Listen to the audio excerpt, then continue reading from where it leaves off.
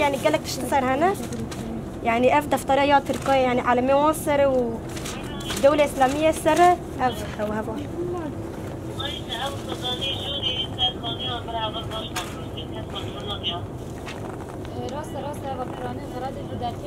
اف جي ذات نيا شطاية يعني ذات اف جي نيفت دفترية الدركات